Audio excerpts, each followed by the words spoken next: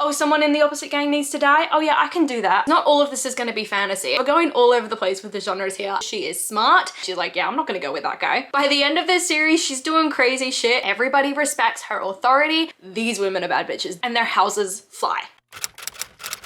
Hello, I'm Beth Joey. This is a video. These are some books. Let's get into it. What do we think of the new intro? Do we like it? Let me know in the comments down below. I'm thinking of changing it up. You'll still see a couple videos, I think, with my old intro in them just because my filming schedule is completely random, but anyway, let me know what you think. And welcome to a new video. As it says in the title down below, this is a video dedicated to some bad bitch book recommendations. And yeah, I could start and finish this video with some Rebecca Yarros's Fourth Wing. Chuck in anything by Sarah J Maas, finish it up with some Holly Black, and yeah, you got some bad bitch book recommendations that'll last you a lifetime, but I can probably list like 20 different booktubers that have read and loved all of these books, and you can go and watch any of their videos. Don't get me wrong, I think these books are all amazing and I think you should go and read them, but I wanted to do something a little bit different and hopefully recommend you some books that you haven't heard of before, or if you have heard of them, you haven't read them, or if you've read and heard of them, we can all fangirl about them in the comments down below. So let's start with one of my most recent reads, which is These Violent Delights by Chloe Gong. I'm fully expecting everyone to have heard of this book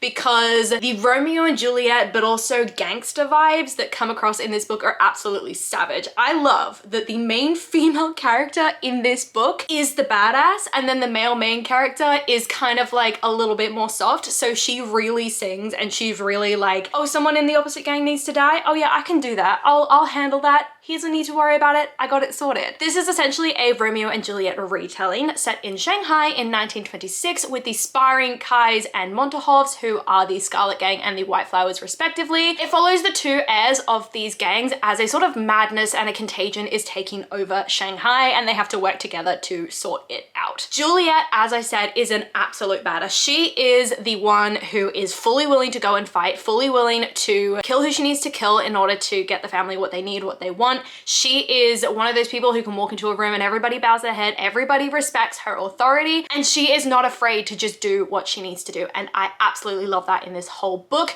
Another thing that I loved in this whole book is because it's a Romeo and Juliet retelling, there are lots and lots of little nods to Romeo and Juliet. So there's a moment where they find the sort of poison thing that can make someone appear as if they're dead. There's a balcony scene. There's so much in here that is just amazing. So bad bitch book recommendation number one. Next up, we've got a sort of YA mystery, because not all of this is going to be fantasy, and that is Truly Devious by Maureen Johnson. I thought this was amazing, and I think the main character is a bad bitch because she is smart and she's not afraid to put herself in danger in order to solve this mystery that's literally been plaguing her for as long as she's known about it. So it follows true crime aficionado Stevie Bell, who is absolutely obsessed, I think, upon entering Ellingham Academy with finding out the truth behind a murder mystery or a multi-murder mystery that happened a number of years ago. Ellingham Academy is this school where only like the kids who are at like the top of their chosen field tend to attend. It's a famous private school with this murder mystery surrounding it where the wife and son of the school's owner were mysteriously murdered a number of years ago, and I think no one actually ever found their body. So Stevie goes to the school, she gets into the school, and she decides she's gonna solve this mystery until some of her classmates kind of end up dead. And this whole series follows Stevie trying to solve the mystery, as well as the other mysteries that crop up at the same time, trying to figure out who's betraying her. And I think she is just an absolute bad bitch because, yeah, she just goes hell for leather. She just goes for it. She's charming and witty. She doesn't always like the people around her, and she's not afraid to let them know when they bug her. And she's smart as all hell. And I think that just makes her a bad bitch. Next up, we've got a sort of historical romance, I guess. So we're going all over the place with the genres here. And that is the Wisteria Society of Lady Scoundrels. Now, these women are bad bitches. These women are hilarious, amazing, incredible. Essentially, they are all pirates in Victorian England, and their houses fly. And the whole society, I guess, that they're a part of, this Wisteria Society of Lady Scoundrels, it is like a rite of passage in this society for one of the other women to try to assassinate you. So they're all in the same society and they're all kind of friends and they all have these little parties where they get together, but then they're also all trying to kill each other and they're all trying to overthrow each other, steal each other's houses, they're all judging each other. There's the snarkiness and snottiness and everything of, I guess, high society in this period in London. And the whimsy and hilarity of the language in this story is absolutely hilarious. Yes, there's a romance in this book, but it's made very clear from the outset that the women are the one who are in charge. And this guy is just kind of trying to follow them around and get employed by the various women to assassinate people. It is the most hilarious book in the world, I think, that I've ever read, in the way that it is just so quirky. So yeah, it follows Cecilia, who meets Ned Lightbourne after she finds out that he was sent by another one of the women in the society to assassinate her, and they end up working together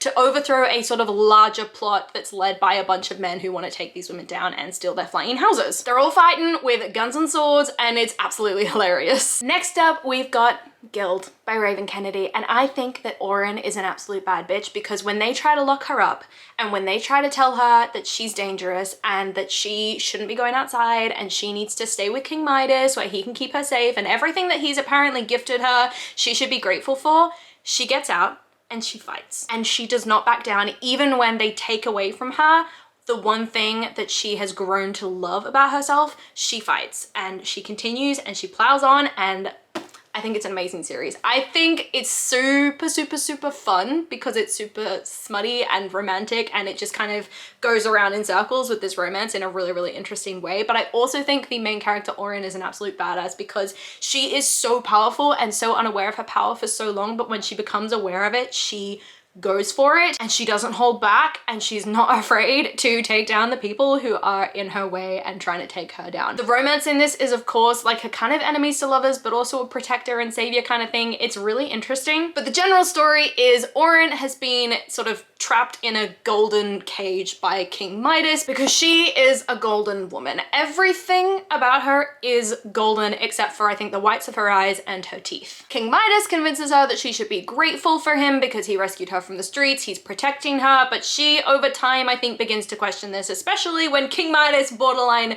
tries to trade her to someone else because he's like, yeah, you're valuable and I need this sort of deal going on, so you can go with that guy. And she's like, yeah, I'm not gonna go with that guy. A war comes to the kingdom. She has to travel to multiple different kingdoms. She has to run away from the people that she's been traded to. She gets the help of an incredibly amazing dark shadow power kind of guy along the way, and it's crazy and nuts, and I love the series, and it's a smutty good time. But yeah, Oren's a badass heroine. And lastly, because we couldn't do a badass heroine, a bad bitch book recommendations video without mentioning this character, we've got A Good Girl's Guide to Murder by Holly Jackson. Oh my god. Pip is just so smart.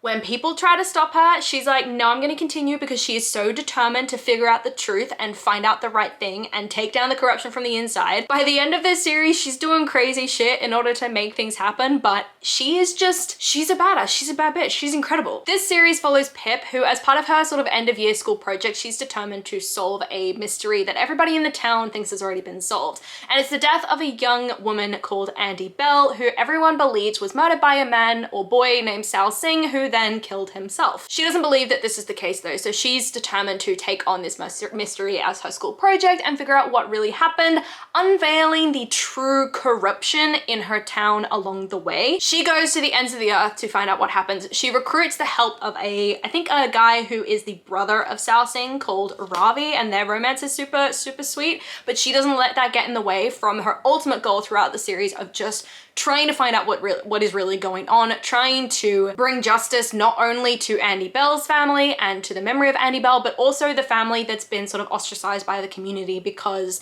everybody believes that Sal Singh committed this murder. Every time someone tries to shut her down, she keeps pushing, she keeps fighting. She receives so many threats against her life, but she keeps pushing and fighting. She has so many people trying to stop her, but she keeps going, and I think that just makes her an absolute bad bitch, and the tenacity and the resilience that she shows throughout this whole series is incredible. So these are 6 books that I think you should read. Most of them I think are part of a series, so have fun with that have bad bitch heroines who just make the book so, so much better, and whose tenacity and whose personality just the book would not be the same without them. But do let me know in the comments down below if there are any books that you would particularly recommend for their bad bitch heroines. I would really, really love to take a look at these and hopefully add to my ever-growing list of just girl power books. Or just let me know what you're reading at the moment, loving it, hating it, all that kind of thing. Come and chat to me in the comments down below. I love talking to you guys and I do my best to reply to every single comment. I really, really hope that you enjoyed this video, and if you did, please do let me know by liking, subscribing, and hitting that notification bell all down below. It's a super, super easy way to help my channel grow, and I will see you lovely people in my next video. Bye!